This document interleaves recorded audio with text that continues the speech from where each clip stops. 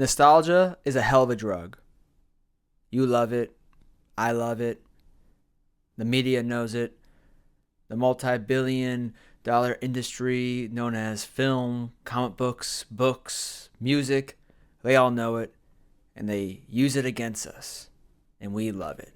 I try to reject nostalgia, and I understand I'm wearing Batman, the animated TV show shirt, and I'm saying I hate nostalgia or reject nostalgia. But just like everybody else, I cannot avoid nostalgia. And there are certain things in this world that I just feel nostalgic about. That Batman the animated series, very nostalgic for me. But two films from my childhood that I watched on repeat and repeat and repeat, and that fill my heart with joy and bring me back to a time before problems. And those films are Happy Gilmore, Billy Madison. These are two films that used to bring me so much joy in my life. Adam Sandler, at one point in my life, was my favorite actor. I remember when I was in the 7th grade, I used to brag about it. Yeah, Adam Sandler is my favorite. Adam Sandler, Adam Sandler, Adam Sandler. My father and my mom used to take me to all the newest releases. Big Daddy, Little Nicky. I even saw The Wedding Singer back in the day when it came out in theaters, Waterboy. These are all my favorite films when I was growing up. But the ones above them all were always Billy Madison and Happy Gilmore. And for a time after, I tried to reject that idea. I tried to listen to the narrative of the film scholars and the film bros and the film buffs. And they teach us they teach you to reject films like Happy Gilmore and Billy Madison. They teach you to reject Adam Sandler. I had to come to terms with this love, with this nostalgia, and try to find a new love, a new appreciation for the Sandman as an adult, not as a child. It took a long time for that to happen. For years, I've been rejecting this side of me, my comedic side. I'm a very serious film. I like films, I watch Criterions. I watch films with subtitles, films that are black and white. I'm a very serious person. But in all realities, that is very one-dimensional, and very one-dimensional when it comes to film tastes. Why cannot someone love Citizen Kane and Happy Gilmore at the same time? You can love both for completely different reasons, but love both. You can love Akira Kurosawa, Seven Samurais, and still laugh at Billy Madison. That is the beauty of film. That's the beauty of art. It transcends time and language. But it all comes down to the individual person. What do you want out of your entertainment, out of your films, out of your enjoyment? Do you just want the serious criterions, the serious film canon, or are you a person that's only into the MCU? Or are you only in the person that's into comedies? You can be any of these people. You can be it. There's no problem, no crime of being one of these people. Are you this type of person that just watch films for nostalgic reasons? Do you just buy the films because you watched them when you were younger? And younger is a relative term. We're all getting older. Film that I watch 30 years from now is a film I watched when I was younger. Anything can become nostalgic. Anything. It's just, how do we personally use that nostalgic? How can we overlook the nostalgic? Now, that's very hard, and that's not really what this video is about. But what I used to say to myself for a very long time is, I don't really watch or read or anything nostalgic. The stuff that I watch or consume now as an adult, I consider good. Like Batman the Animated Series. No one's going to tell me that that's not a masterpiece. Yeah, are there bad episodes? Of course. But the show is a masterpiece at the end of the day. Other things, as I'm a child, The Dark Knight, more Batman stuff. I watched that as a teenager. I still think that's a masterpiece. Most of Christopher Nolan's filmography, I still think that. Martin Scorsese films, The Departed, The Goodfellas, I watched as a child. I watched for a teenager. But I still can watch as an adult today and still love and find more enjoyment out of it than I did back then. Quick aside, one thing I had, that one worry I had in my mind is all my favorite things I saw as a child, right when I was a teenager. All my favorite stuff is still as a teenager. And I watch and listen to a lot of filmmakers, bring up Scorsese, and he'll bring up, all his films that he grew up watching, and they're all masterpieces. Masterpieces that he says, I love these since I was a child. And I'm like, wow, I did not have that sophisticated taste as an adult. And I kind of got worried. I'm like, are my favorite things in this world, already gone? Will I ever have anything else that I will consider my favorite? That's another question, and that's not what this video is about. This video is about Billy Madison and Happy Gilmore. So I'm sorry on that whole nostalgic babbling, rambling. That's something that's been on my mind and my heart and my soul for a while now. So, if you don't know, my name is Jack from Manelli Studio Entertainment. I run this channel. I talk about films, comics, anime, video games, you name it, I probably cover it. And today I am covering Billy Madison and Happy Gilmore. Happy Madison. I absolutely loved these films growing up. If you remember that 2-pack DVD that was sold everywhere, I had that. I consumed that. I had these on VHS. I watched them on television. I loved these films growing up. And when I started buying 4Ks, I remember these came out last year. And I remember they didn't get great reviews, specifically because of the special features. They didn't really add too much, but I'm a guy who, I like special features, but it's not a deal breaker. It's really like if I'm paying a lot for something and there's not a lot of special features, I'm like, okay, I'm wasting money. But if I don't pay too much and there's not too much special features, there's still some, and the transfer's beautiful, I can overlook it. So with that being said, let's get into the double review, starting with Billy Madison. This was probably a lot of first time. Well, he was on SNL and did some TV shows. Some movies. I think that Airhead with Brandon Fraser. This was my favorite film when I was young. This was it. My number one favorite film was Billy Madison.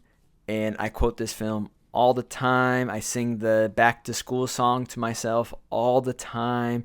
The idea of this film is so ridiculous, about this grown 27-year-old man going back to the first grade and gonna go through all 12 grades in what?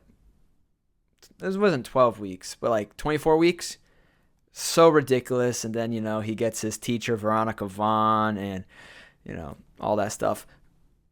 Chris Farley probably has one of the greatest cameos of cinema history in this film as the bus driver, and that joke he does with Adam Sandler Billy Madison when they're getting back on the bus. So funny. You hear stories about Adam breaking every single time, and if you watch the scene and the cuts, and you can see Adam smiling, and they're cutting when he's about to break. Chris Farley, rest in peace. You were a 1 in a billion type of people. But yeah, it's this just story about Billy Madison, who is really dumb, and he's a drunk, and he's lazy, and he was born with a silver spoon, and he gets drunk and hallucinates penguins, and him and his friend Norm Macdonald, rest in peace, go around throwing dog poop on people's lawns, doorways, and lighting on fire. And his dad is like a Hilton type guy, and he owns like the Madison hotel empire. And Billy's, I guess when people get companies, it's succeeded like in royalty, right? Oh, I'm retiring, Billy. You take on the mantle. You don't gotta go through the ranks like everybody else. You just go all the way to the top. But Billy isn't gonna get it. This other guy is gonna get it. I can't remember his name off the top of my head, but he's like this weasel, obviously villain guy, and hilarity ensues after when Billy proposed to his father that he should go back to school and try to earn the company away from the weasel guy, who we don't like him, but technically he's earned the spot to be there. And yeah, it's not really something I gotta talk too much about. It's really funny. It has a lot of Adam Sandler hallmarks that I did not know back then. Like the singing. There's a couple. There's a musical part in this. He sings around a lot. He yells a lot. I love when Adam yells. He's wearing the same clothes that he does. He became this guy. Like, he dresses like this guy in real life now, which I love. I love with all my heart. Yeah, it's just a really funny film, right? It's a really funny, really silly film. Really silly. I tried watching this with my wife, and after 5 minutes, she couldn't watch it. Like, we had to put on something else. Like, she could not watch it. She couldn't stand it. But again, I love it. I put it on the next morning, had a great time watching it. Very funny. That ending with Steve Buscemi, I'm glad I called that guy. That's beautiful stuff. Kino stuff. Again, it's not Citizen Kane, but again, it's really, really, really fun, right? So I highly recommend Billy Madison. So next up is Happy Gilmore, the other half of Happy Madison. If you don't know the story of this, it's about Happy Gilmore being a failure of a hockey player and becoming the success of a golf player.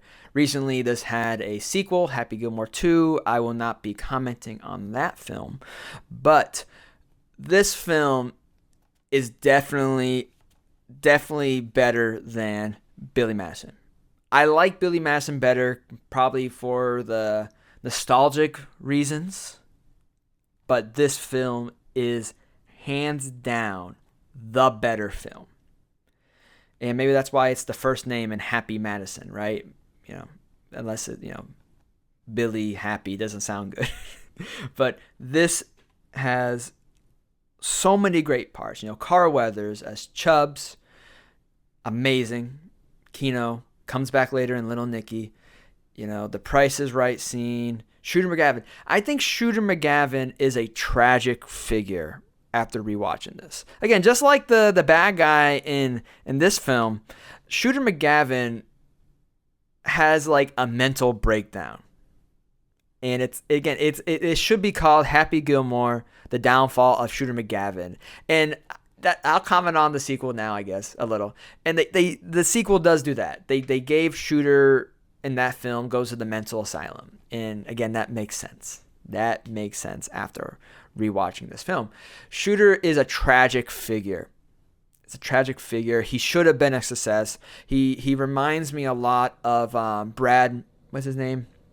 Mike Metzer from, if you're into bodybuilding back in the day. He should have won. Mike Metzer should have won the Mr. Olympia, I think 1980, and he didn't, and that kind of messed him up for the rest of his life. He never got back to the Olympia. And that reminds me a lot of Shooter McGavin. Shooter McGavin is a tragic figure. Hot take. Hot take. And again, this guy in this film is a villain.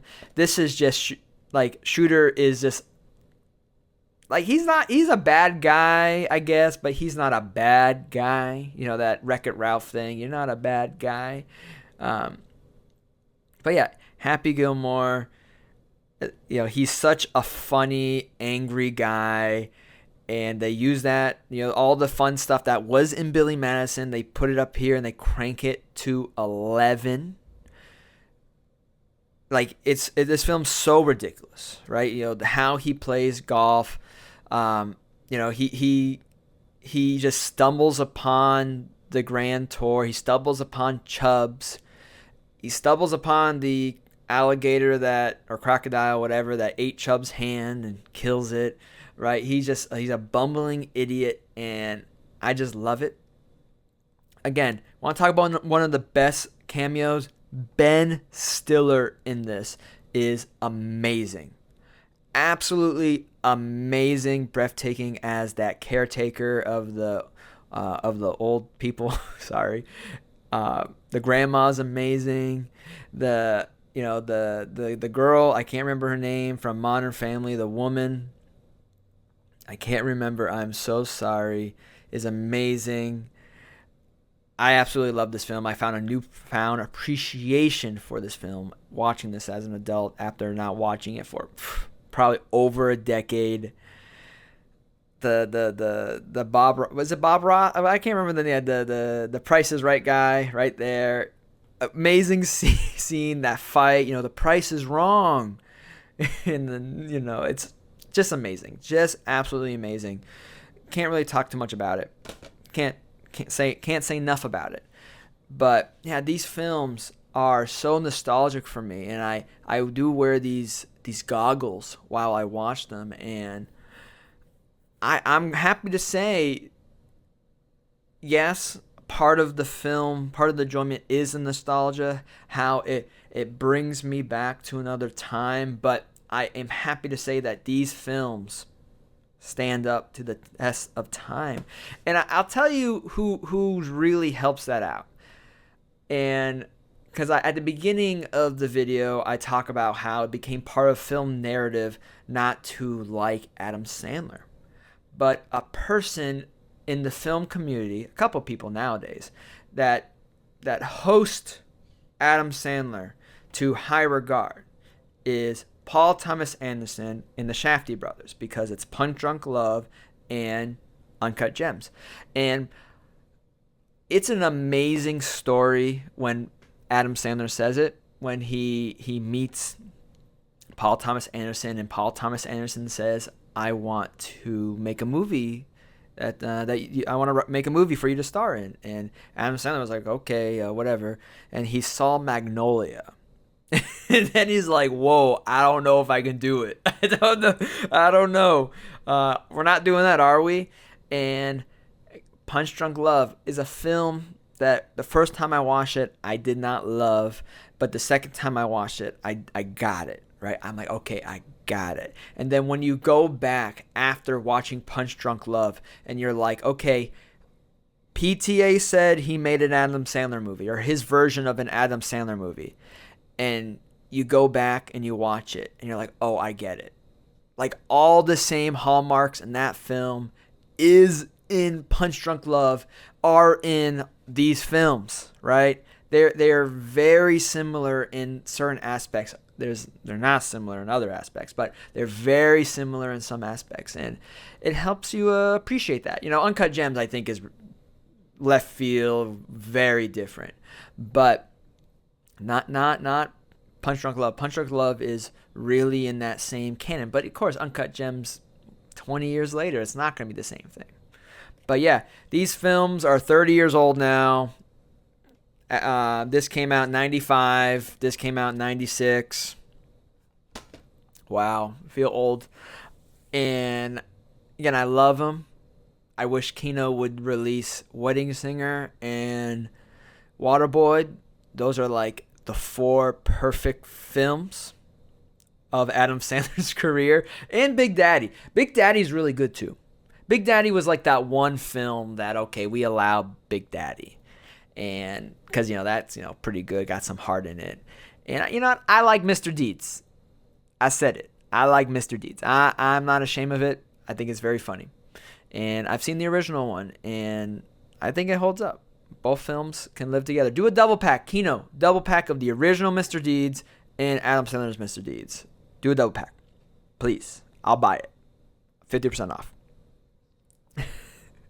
But yeah, I can ramble all day about Adam Sandler and nostalgia, and I hope you guys enjoyed the video. I hope you can look past, the bipolarness of the kind of serious first half and this reviewy recommendation walk down memory lane of the second half. Yeah. So guys, I'm Jack from Manelli Studio Entertainment. I love films, comic books, video games, anime. I love it all. I'm a geek just like you, probably. And comment down below your favorite Adam Sandler film. That's not Uncut Gems. That's not Punch Drunk Love. Speaking about Uncut Gems, I will have a review on Uncut Gems out before this video. So check out that video. You should probably watch it right now. I'll probably have it somewhere up here. And like this video. When you like the video, you give me validation and you help the algorithm. And yeah, that's it. So guys, I'm Jack from Manelli Studio Entertainment saying, don't judge Adam Sandler by what you hear on the internet. Judge him for yourself.